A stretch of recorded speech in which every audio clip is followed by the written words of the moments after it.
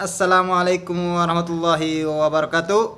Alhamdulillah rabbil alamin. Assalatu wassalamu ala asrafil anbiya'i wal mursalin wa ala alihi wa sahbihi ajmain, amma ba'd. Pertama-tama mari kita panjatkan rasa syukur kita kepada Allah Subhanahu wa taala yang telah memberikan kita beribu-ribu nikmat. Di antaranya nikmat iman, nikmat Islam, terlebih lagi nikmat kesehatan. Dengan nikmat kesehatan inilah kita masih dapat menghirup udara yang disediakan oleh Allah Subhanahu wa taala dengan secara gratis. Semoga pada hari ini teman-teman sekalian sehat walafiat dan dilindungi oleh Allah Subhanahu wa taala. Amin ya rabbal alamin.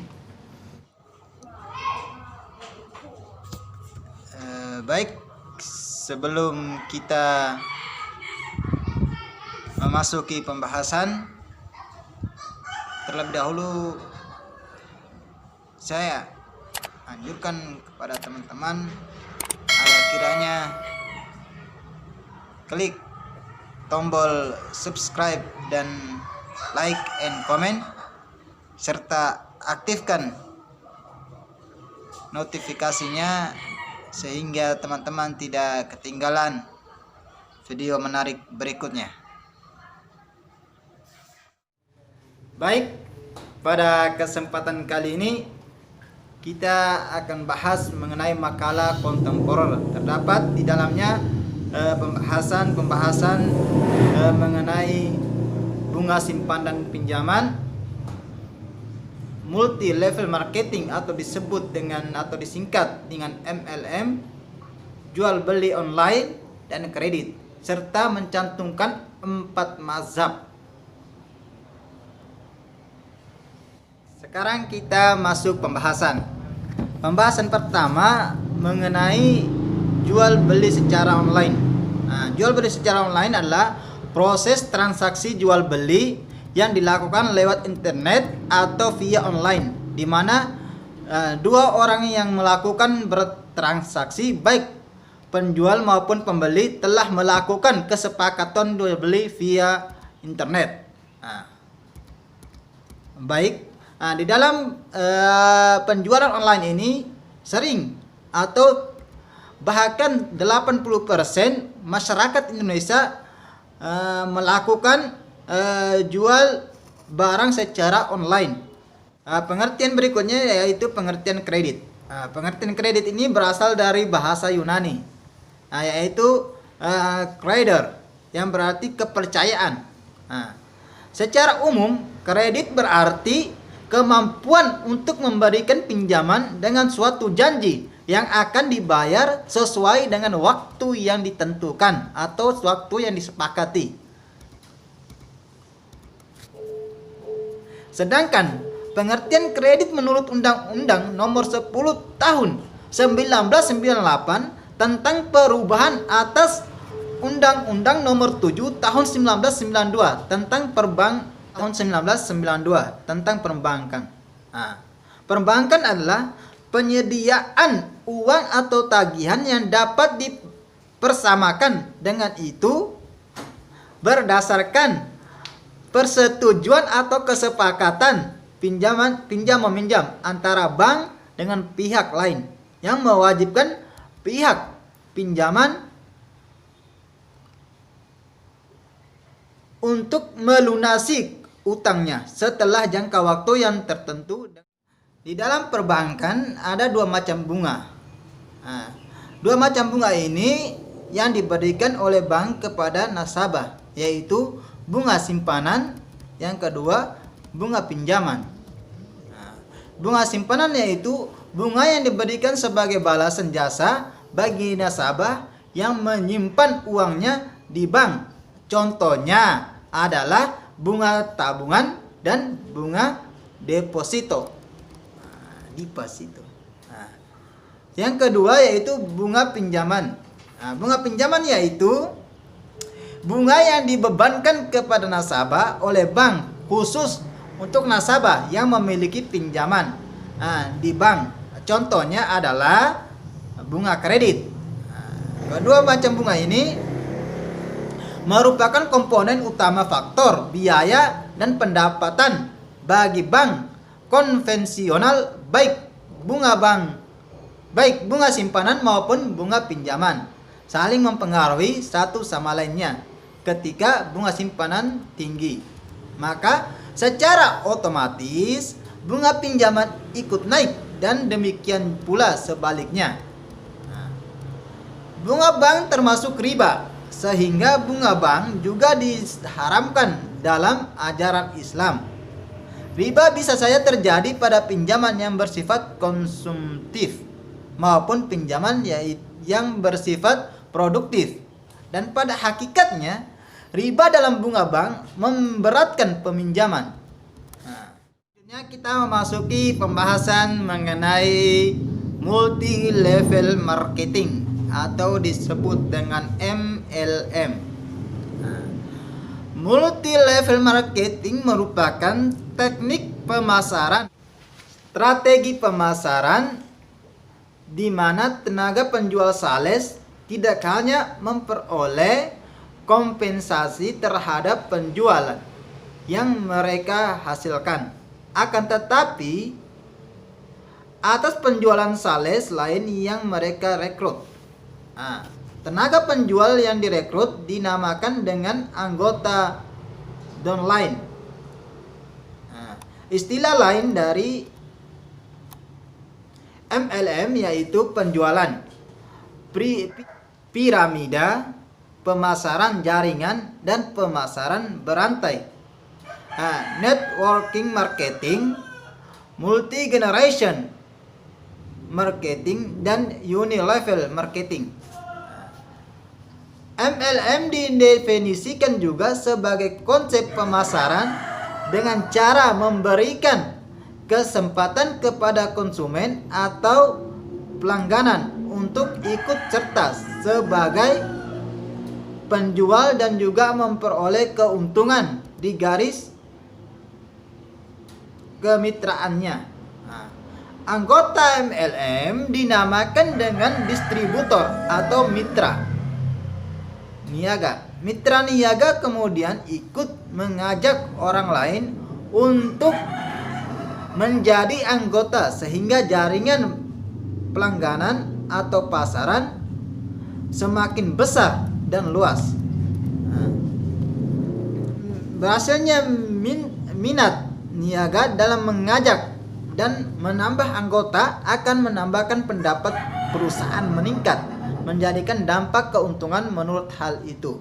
Perusahaan memberikan keuntungan kepada mitra niaga berupa insentif dalam bentuk bonus. Pengertian multi level marketing atau MLM menurut para ahli. Berikut ini adalah definisi dari multi level marketing atau MLM menurut para ahli. Yang pertama, Yusuf dalam Rozi 2003. Definisi networking marketing merupakan suatu jaringan kerja pemasaran yang di dalamnya terdapat sejumlah orang yang melakukan proses pemasaran produk jasa. Sedangkan menurut yang keempat ya, pendapat yang keempat ini dan Harefa namanya ya. Definisi MLM merupakan menjual atau memasarkan langsung suatu produk baik berupa barang atau jasa konsumen, sehingga biaya distribusi dari barang yang dijual atau dipasarkan tersebut sangat minim, bahkan sampai ke titik nol, yang artinya bahwa dalam bisnis MLM ini tidak dibutuhkan biaya distribusi. MLM juga menghilangkan biaya promosi dari barang yang hendak dijual karena distribusi dan promosi ditangani oleh distribusi dengan sistem terjenjang. Pembahasan kali ini akan dilanjutkan oleh saudara kita Muhammad Rifki Rivaldi. Jadi tetap ikuti video ini karena kita akan membahas materi selanjutnya, yaitu jual beli online dan kredit serta pendapat para imam mazhab. Oke, saya kembalikan kepada Muhammad Rifki Rivaldi. Baiklah, saya akan melanjutkan materi yang dibahas oleh saudara Abu Bakar Dahlan. Jual beli online. Secara online adalah proses transaksi jual beli yang dilakukan lewat internet atau via online, di mana dua orang yang melakukan transaksi, baik penjual maupun pembeli, telah melakukan kesepakatan jual beli via internet. Jual beli jenis ini pada zaman dahulu lebih dikenal dengan istilah ba'i. Salam di mana dalam istilah etimologi diartikan sebagai pendahuluan modal, sedangkan pengertian secara luas diartikan penyerahan uang atau modal dilakukan di muka atau di awal, sedangkan penyerahan barang yang ditransaksikan dilakukan di kemudian hari atau dalam tempo yang telah ditentukan dan disepakati. Adapun rukun jual beli online atau salam ini sama seperti rukun jual beli pada umumnya, yaitu harus ada pembelian atau muslam, penjual muslam alai modal atau uang, barang muslam fi'i dan sigat. Dalam dunia perbankan, jual beli online atau salam biasanya dilakukan pada pembiayaan bagi petani dalam jangka waktu yang pendek, biasanya 2-6 bulan. Barang yang diperjualbelikan biasanya adalah cabai, jagung, padi, dan lain sebagainya. Pada zaman modern sekarang ini, di mana zaman sudah dipenuhi dengan peralatan teknologi yang serba canggih, orang memilih melakukan segala sesuatunya dengan mudah dan instan. Transaksi jual beli yang sudah melekat di kalangan masyarakat dari dulu hingga kini merupakan sesuatu yang prioritas untuk bisa memenuhi kebutuhan sehari-hari. Pada saat sekarang itu bisa dilakukan dengan mudah via internet. Meskipun hanya sebagian saja yang suka bertransaksi dengan cara ini, bahkan mungkin ada yang belum mengetahui caranya, tapi kebanyakan orang, khususnya orang-orang di perusahaan, lebih banyak memilih untuk bertransaksi online karena dianggap lebih cepat, mudah, praktis, dan juga terjamin. Cara melakukan transaksi jual beli secara online. Tahapan-tahapan untuk melakukan transaksi jual beli secara online sebenarnya cukup mudah dan tidak sulit untuk melakukannya. Langkah awal adalah mengunjungi situs di internet yang menyediakan jasa jual beli online. Biasanya, sebelum masuk kita harus memasukkan email atau nomor telepon untuk memudahkan informasi. Lalu setelah itu carilah barang yang diperlukan dan biasanya akan muncul beberapa pilihan dari barang yang dicari. Setelah menemukan barang yang dicari, klik barang tersebut. Pengertian definisi jual beli kredit. Sistem kredit dalam ilmu fikih, jual beli kredit disebut dengan istilah taksid. Taksid sendiri diartikan sebagai proses jual beli dengan sistem pembayaran mengangsur atau mencicil. Pembeli yang membeli sebuah barang dalam sistem kredit dapat mengangsur sejumlah uang secara bertahap hingga memenuhi semua tanggungannya tersebut. Misalnya saja, si A membeli sebuah televisi seharga 2,4 juta rupiah dan ia memiliki waktu selama 1 tahun untuk membayarnya. Maka setiap bulan si A harus membayar minimal 200.000 kepada penjual untuk memenuhi harga tersebut selama 1 tahun. Mencantumkan pendapat para imam mazhab. 1. Mazhab Hanafi memandang beberapa barang bisa dipinjamkan karena mempunyai nilai kesepadanan serta perbedaan nilai tidak terlampau jauh, antara lain barang-barang yang ditimbang seperti biji-bijian yang ukurannya serupa, misalnya kelapa dan telur, dan yang diukur seperti kain dan bahan. Sementara mazhab Maliki, Syafi'i, dan Hambali memperbolehkan melakukan qard atau semua harta yang dapat diperjualbelikan, misalnya perak, emas, binatang, maupun makanan. Adapun menyangkut hak kepemilikan merujuk pada pendapat Abu Hanafi, maka telah berlaku melalui penyerahan. Seorang yang meminjam 1 mud gandum dan sudah terjadi qad atau penyerahan, maka berhak menggunakan dan mengembalikan dengan yang semisalnya. 2. Pendapat dari mazhab Maliki menegaskan hak kepemilikan berlangsung lewat transaksi meski tidak menjadi qad atau harta. Peminjam diperbolehkan mengembalikan harta, misalnya yang telah dihutang, dan boleh juga mengembalikan harta yang dihutang itu sendiri, baik harta itu memiliki kesepadanan maupun tidak, selama tidak mengalami perubahan, bertambah atau berkurang. Apabila berubah, maka harus mengembalikan harta yang semisalnya. Mazhab Syafi'i dan Hambali mengemukakan hak milik dalam qard berlangsung dalam qad. Muqtarid mengembalikan harta yang semisal ketika harta yang dipinjam punya nilai sepadan, karena yang demikian itu lebih dekat dengan kewajibannya. 4. Imam Hambali mengharuskan pengembalian harta, misalnya jika yang diutang adalah harta yang bisa ditakar dan ditimbang, sebagaimana kesepakatan di kalangan para ahli fikih.